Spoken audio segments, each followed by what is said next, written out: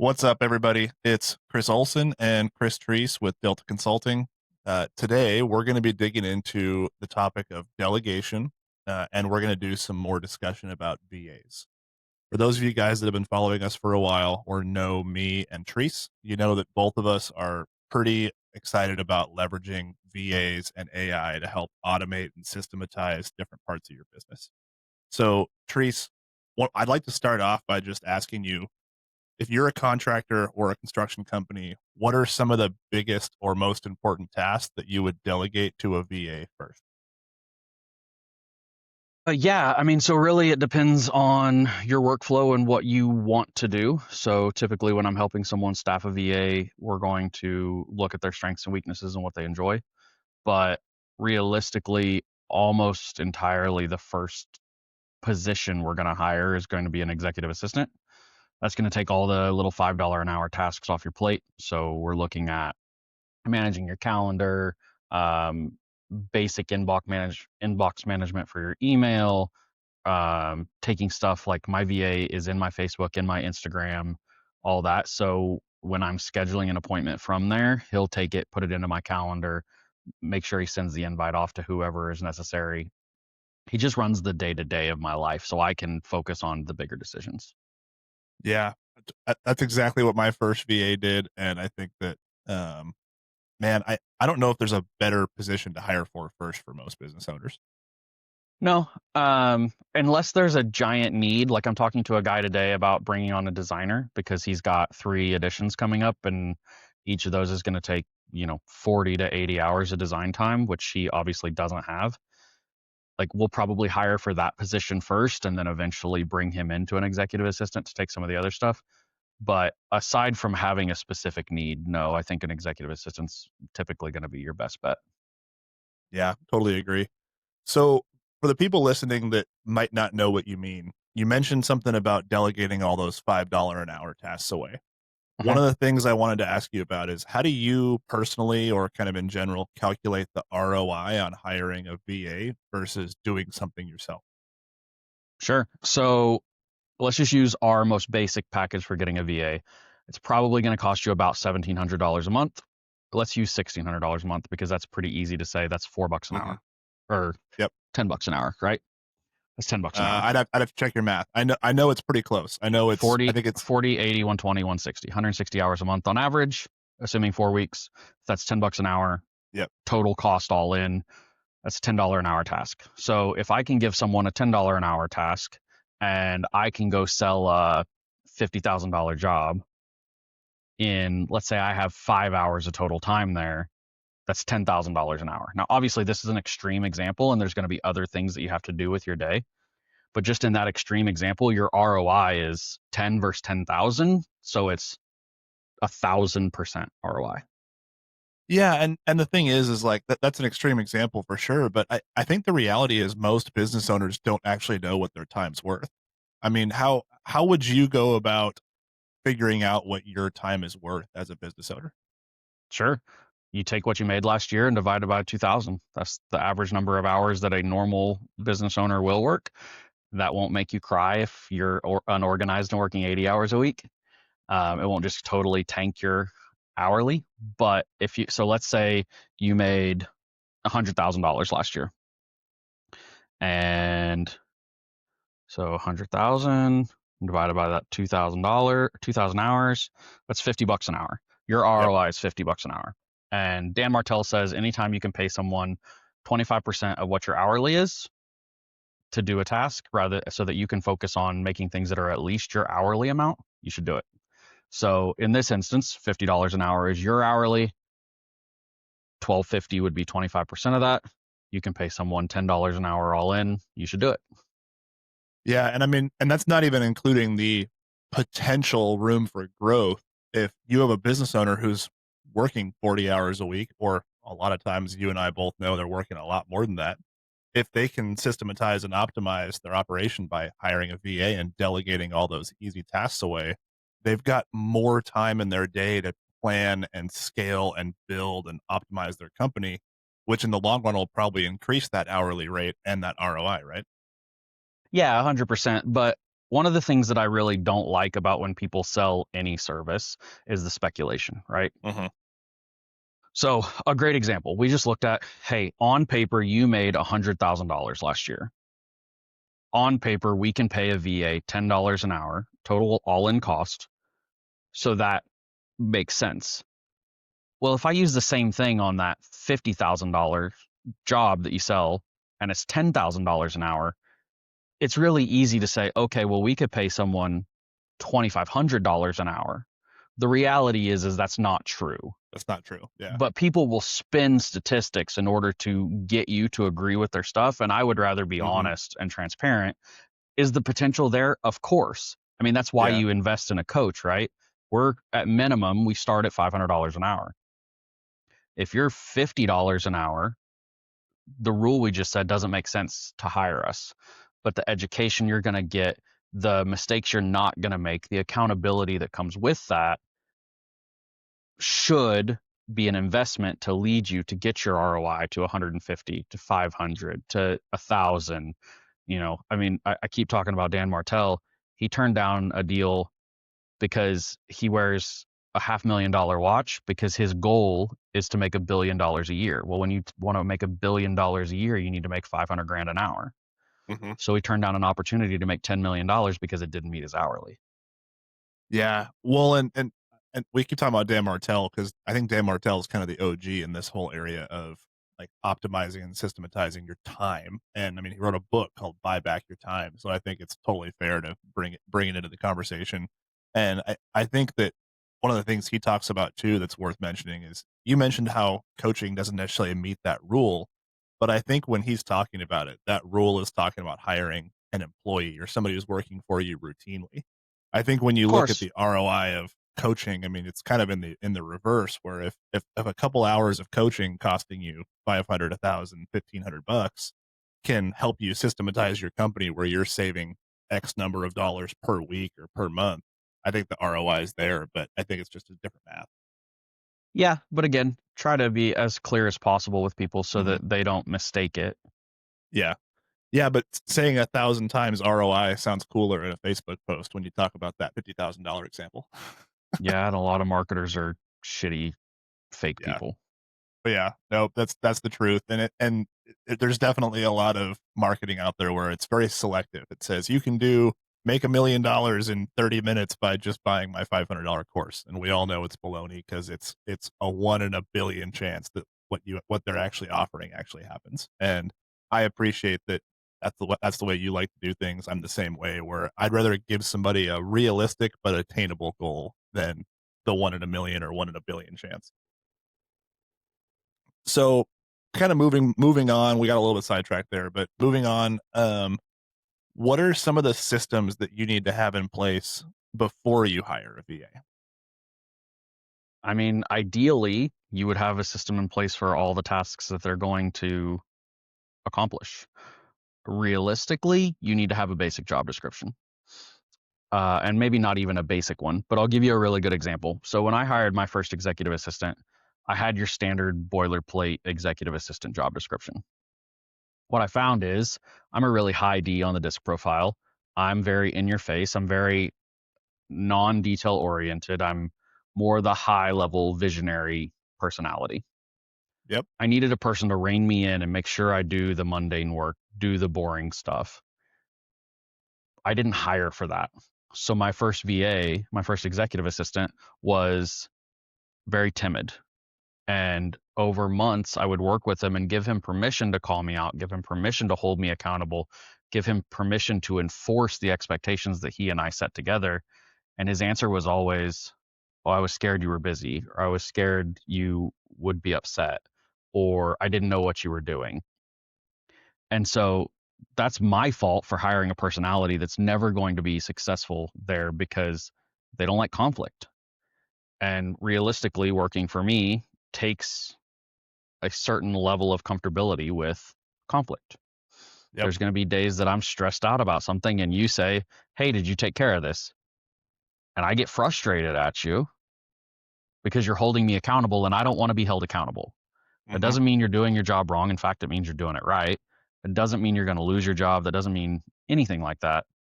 but it does mean there's going to be some friction there. Yeah. And it's interesting because one of the things I wanted to jump into further along is just how you figure out what that list of tasks and list of items looks like that you're going to delegate and help you create that job description. But it's interesting what you were just talking about, how until you actually have that position, sometimes it's hard to tell what kind of personality or characteristics you want. And that's probably something that's really good to put some thought and time into before you hire. So if you have a person who's looking at hiring an EA or a VA or an office assistant or a designer, what would you recommend they do? We're going to talk about time auditing and task creation, but besides that, when they're looking at what kind of person they want to hire, do you have any advice on how they could think about that or put things together before they hire? I mean, honestly, either just self-reflect or hire someone to help you. Um, that's not true. Those two things, or I talk to my ChatGPT or my Claude. I talk to my AI agents a lot. Hey, this is my personality. I talk to them almost every single day. So they know who I am and how I am. And I can say, what do I need to be looking for in this position that will complement my strengths while shoring up my weaknesses? Yeah, something that just came to mind. It's a little bit off the cuff, but what would you think about? Let's say you have a handful of in-person employees, but none in the office. But you have, say, field employees or subcontractors or people like that. Would you ever recommend people go to their employees and say, "Hey, I'm going to hire somebody for the office. You know me pretty well. What should I be looking for?" Or do you think that's a little bit odd? I don't think it can hurt. Um, I think people in the field typically have a skewed vision of what office staff does. Hmm. I know when we were at our biggest and we had 17 field employees, a lot of people thought people in the office just sat around all day and didn't really do anything. That's a pretty common mindset for field staff to have. And so I typically keep them separate. Maybe like a crew lead or a foreman or a superintendent, something like that, I would ask. Yeah, or if you're big enough to have one of those employees that does kind of split time in the office, like a superintendent, like you mentioned, or like a project manager might know you a little bit better since they do come into the office. But a crew lead probably doesn't spend very much time in the office. Yeah, that makes sense. So moving on from that, I kind of briefly mentioned it, but one of the things we talked about was creating that job description, creating that list of tasks for your new EA or your new office employee to do. So when you're going to sit down and create that job description, tell me about the time audit that we teach people, and how people can figure out that list of tasks that they want to delegate. Sure. It's pretty easy. You either grab a notebook, grab our planner, or grab an Excel sheet. And from the moment you wake up to the moment you go to bed, you write down every 15 minutes, 2 to 5 words of what you did for the last 15 minutes. And you do that for 3 days. And then you look back at all the tasks that you've had to accomplish and you assign a value to them. And then once you've assigned a value to them, then you can decide what makes sense to delegate. Yeah, one of the little tidbits that I always like to add to that is I don't know if you've ever done the highlighter method of it, but it's not a Dan Martell thing. It's somebody else's idea, but they do the time audit and then they read through every task and anything that is highly, highly, highly valuable, meaning when you look at that hourly rate, that task makes you a lot of money. You highlight it in one color and then you go back through that list again and anything that only you can do, truly only you can do, not that you think you can do it better than somebody else, but truly it's something that currently only you can do. You highlight that and then everything left is something that you could potentially delegate. Because Yeah. it helps people separate the things that either they can only truly do themselves or are so valuable they should keep doing it themselves until they grow. And then everything else, the things you mentioned earlier, the answering emails, the returning phone calls, the filling out Excel spreadsheets, bookkeeping, like all those small tasks, those are the things that are going to be left because they aren't highly valuable and they aren't something that nobody else could do besides you. Yeah, that makes sense. Yeah. So Once you have that task list, you've reached out, you've hired a VA. What are your tips and tricks for hiring them, or specifically, sorry, not hiring them, for training them? Specifically, if you hire a VA that may be experienced at administrative or the task that you're looking for, but doesn't understand construction. My VA doesn't have to understand construction, so I think that's a pretty common misconception. Your executive assistant doesn't have to understand construction. What specific task would I give an executive assistant that has to understand construction? That's a good question. I mean, I had this on my question list, and the more I think about it, the more you're right. I mean, it probably is just a misconception because I mean, if you hire a VA that's going to specifically work in your office, yeah, they can answer the phone, answer emails, answer text messages. But if they have a customer that asks some more technical question or something that isn't in their SOPs and SOGs, that's just the time they flag it and forward it to you or your project manager or somebody that knows the answer. And there isn't very many times where even my office manager VA that sends out 90% of my estimates in my company now, she doesn't truly understand the services we have. She just knows customer calls in asking for this. Their home is this many square feet. You read the spreadsheet, that's the price, hit send. You don't really need to understand exactly how to remove moss off a roof to estimate a moss removal job. No. So what you're saying and what it really comes down to is you have to have the systems in place and the processes in place to allow them to do their job correctly. And anything that falls outside of the 85% of questions that are normally asked, you just say, "Hey, that's a great question. I'm not really sure, but I'll have a salesman reach out." Yep. And man, is that not just one of the most valuable skills that a VA or any employee can have is knowing when to say, I don't know, but I'll find out for you, or I'll get somebody that does. I think that's one of the most important superpowers of anybody to Hmm. actually be a genuine human. I Yeah. can't tell you how many jobs I've gotten in the past because a client asked me a question and I say, "It's a great question. I don't know, but I'll find the Hmm. answer for you," because Yeah. that shows you're human. Yep. Well, and I'll tie it back to a classic fire department example. One of the things I tell new hires every time I train them is if you don't know how to do something, I want to know about it now, not when it actually matters. If you don't know how to fix a flooded chainsaw, I want to teach you how to do that in the station when we're sitting around doing nothing, not in the front yard of a house that's burning down. Yeah, for sure. And it's just one of those things of knowing being humble enough to say, "Yep, I don't know the answer to that, but I will find out for you or I'll learn or I'll put you in contact with the right person." I think that's an insanely important quality across any employee, any person, any industry because it shows that you want to help but that you don't have the answer. Yeah, you're human. Yep. All right. Next question. So when you have a new contractor or construction client that's going to hire a VA, you help them through the process, they create their job description, and they make that first hire. Give me some examples of some of the biggest mistakes they make with their first VA.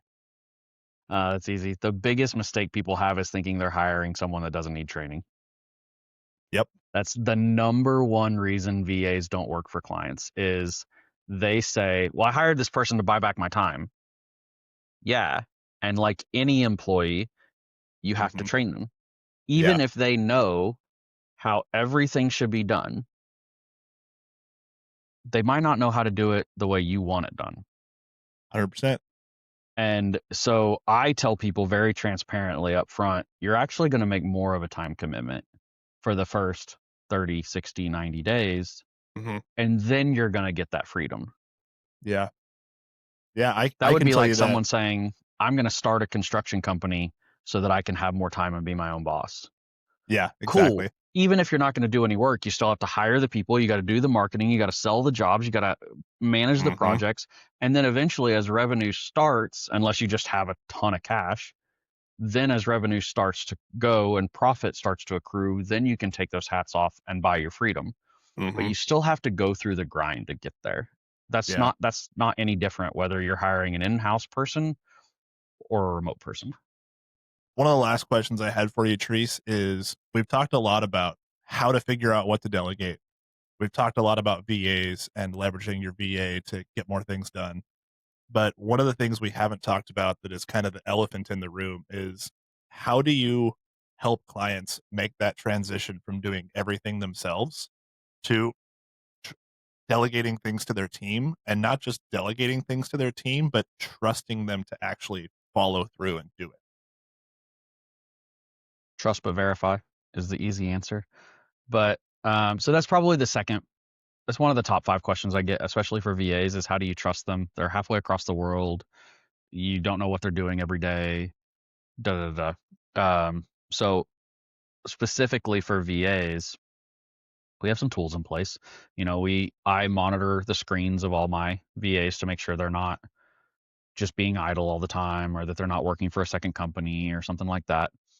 Um, but then again, it goes back to, and the common theme in all this is systems and processes. So my guys do a daily check-in. They say, this is what we're going to accomplish today. They work throughout their day. They're in constant communication with me on anything they need. And then at the end, they have to give me an EOD report. And that Mm, EOD report looks a little bit different depending on the position, but it's the same basic template. And there's like 8 or 10 questions, and it's basically, what did I accomplish today? What did I not get finished? What hiccups did I run into and I need support on? What am I going to get done tomorrow? Stuff like that. And then specifically for my designer, he will send me screenshots of what he's accomplished if the product isn't finished. yep. And so it's just those two. But the third answer is, it just takes time. On any position, you have to kind of micromanage at the beginning if you're not a Hmm. trusting person. And even if you are a trusting person, you still need to manage. Yeah. I think a common thing is people start to see some success and they take off hats and they hire positions as they say, cool, project management's not my responsibility anymore. Hmm. No, but managing the project manager is. Sales isn't my Yep. responsibility anymore, but managing the sales guy is. Yeah. Well, and I think that's one of the things people forget in that transition period is, if you look at a big company, like $100 million a year company, they have executives, then they have executive directors, then they have directors, then they have general managers, then they have managers, then they have team members. And what owners forget is that when you hire a salesman, you still have to be the sales manager. When you hire crew leads, you're still the operations manager. And even if you have 3 sales guys and you make one of them the sales manager, you're still the executive director. And no matter how many positions you hire, until you have 5 layers of management below you and you're running $100 million a year enterprise, even then, the CEO still has to take meetings with the high level managers to find out what the mid-level managers are doing, and the mid-level managers have to have meetings with their team members to know how they're doing. So even if you're running a multi-million-dollar enterprise, you still, as the CEO and the owner, have to take responsibility for what everybody from top to bottom is doing, because at the end of the day, the success of the company is still your responsibility. And it's really easy to delegate and forget, but I think there's a difference between ensuring that your team is fulfilling their obligations and micromanaging how they do it. And over time, I think that changes, where when you first put somebody in a position, micromanaging is something that's probably going to happen when you first start it, because you want to ensure they understand fully what they're needing to be done. But once you trust that person to do their job, then it's more of an action of, hey, how are things going?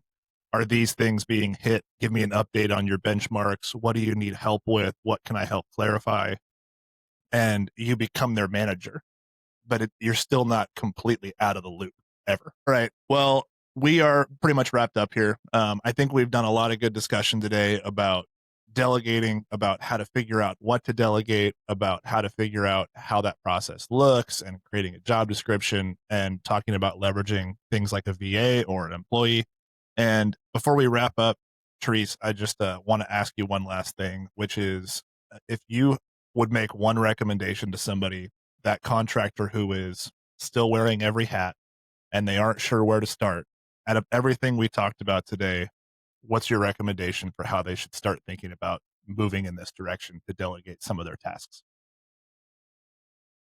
I mean, do a time audit and see exactly what you're doing, and then figure out what you can take off. Um, but honestly, my first advice to anyone who's trying to come up and they want to do it faster rather than slower is find a coach. I don't care if it's me or it's someone else, Hmm. but a coach is going to help you avoid the mistakes that they made and is going to streamline the amount of time. I think everybody should have a coach. So I have a business coach. I think everyone should have a coach. They should have a mentor and a mentee, because I think it, one, has someone that you can learn from, but two, helps you give back to other people. And so that's kind of where this coaching thing started for me, was wanting to be able to give back, but still being able to protect my time.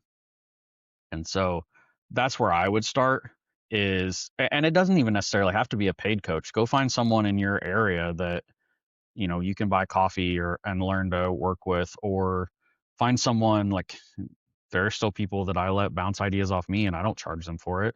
They just understand that it's going to be a message and I'm going to respond when I have the time, rather than, hey, at 10 a.m. on Tuesday we're sitting down for an hour.